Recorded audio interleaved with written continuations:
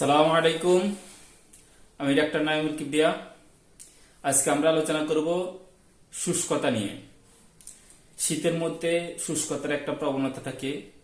গ্রীষ্মে শুকনো হয়, কিন্তু শীতেও শুষ্কতার ব্যাপার থাকে। তো শুষ্কতার সাথে সাথে শীতের কালে ফাটার ব্যাপারও থাকে। তো ফাটার নিয়ে আমরা পরবর্তীতে আলোচনা করব। আজকে প্রথমে আমরা শুষ্কতা নিয়ে বলবো। শুষ্কতা এটা কয়েক রকম হতে পারে, আমরা বললে বোঝা যাবে। যেমন দৈহিক শুষ্কতা হয়, এমনি নর্মাল পানি শূন্যতায় শুষ্কতা হয়। মূল ওভারঅল আমরা আজকে শুষ্কতা নিয়ে বলবো। শুষ্কতার মধ্যে প্রথম আমরা যেই বিষয়টা আমরা খেয়াল করতে পারি, সেটা হচ্ছে দৈহিক শুষ্কতা। দৈহিক শুষ্কতা দূর করার জন্য আমরা টিউবারকুলিনামের কথা সাধারণত চিন্তা করি।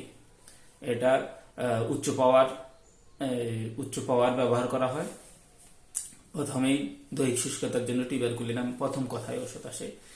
এরপরে শিশুর দৈহিক শুষ্কতা, সাথে সাথে মলিনতা, চামড়া ফাটা বাজ এবং শীর্ণ দেহ হইলে আমরা সার্সাপেরিলার কথা চিন্তা করি। শিশুদের ক্ষেত্রে সার্সাপেরিলার কথা চিন্তা করি। এরপরে শরীরের নানা স্থানে শুষ্কতা এবং সংকোচ বোধ। সংকোচন বোধ মানে যে চিমটি খাওয়া বলে, যে এরকম সংকোচন বোধের জন্য আমরা অ্যালুমিনের কথা চিন্তা করি। এরপরে গাত্র চর্ম শুষ্ক, অনুজ্জ্বল, হাত পা ঠান্ডা, এরকম ব্যাপারের জন্য আমরা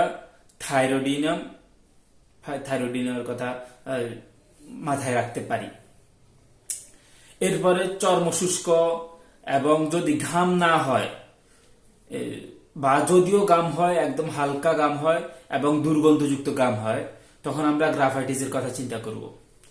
চর্ম শুষ্ক, হালকা গাম হয় বা গাম হয় না, যেটা হয় হালকা, ওটার মধ্যে দুর্গন্ধ হয়, তখন আমরা গ্রাফাইটিসের কথা চিন্তা করব।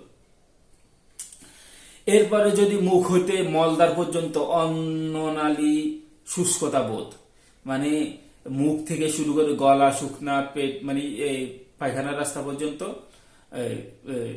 বা পুরাটা যদি তার কাছে সবকিছু শুকনা ফিল করে, দেখে, তখন আমরা ন্যাট্রামিওর কথা চিন্তা করি।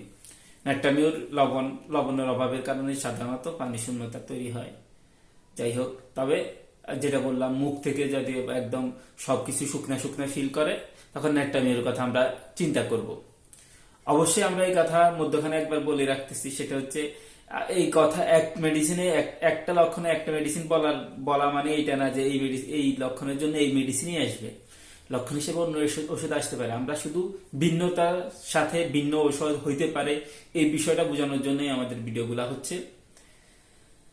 তারপর আমরা বলবো চর্ম উত্তপ্ত ও শুষ্ক, অর্থাৎ চর্মের মধ্যে গরম, সাথে সাথে শুকনা ফিল করা, তখন আমরা এমন কোস্টিকামের কথা চিন্তা করি।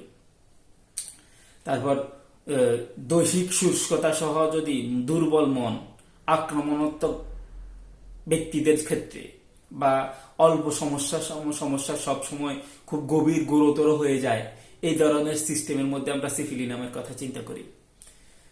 বা সর্বদৈহিক শুষ্কতার জন্য আমরা এই সিফিলিনামের কথা চিন্তা করি।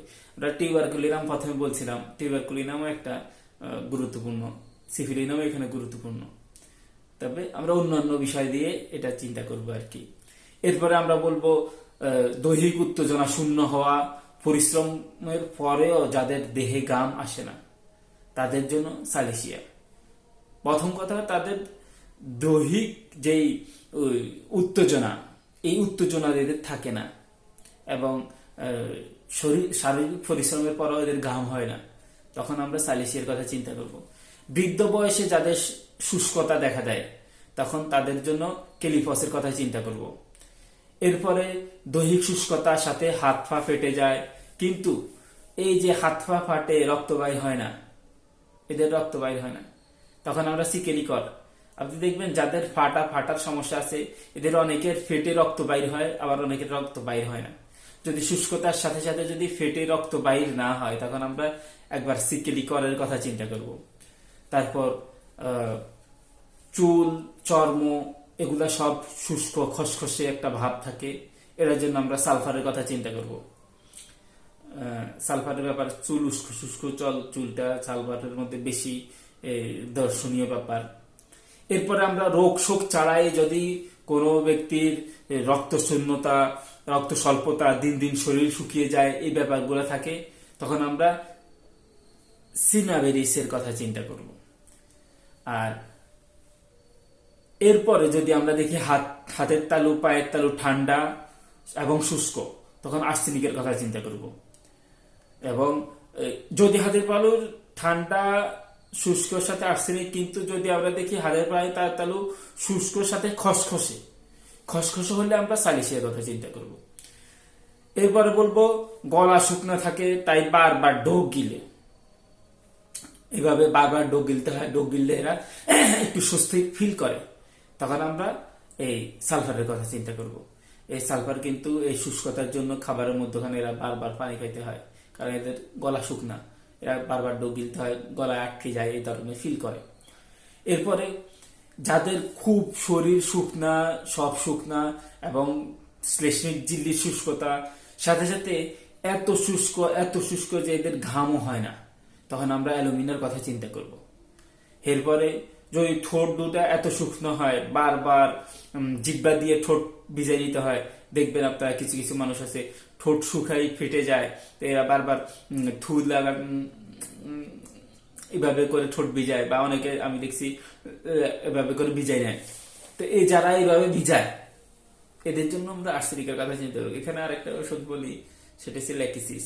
যারা জিহ্বা বাহির করে, এদের জন্য ল্যাকিসিস রিক্সি ওষুধ হিসেবে আমরা ল্যাকিসিসের কথা কম বলি, আর্সেনিক অ্যালবামের কথা সাধারণভাবে বলা যায়।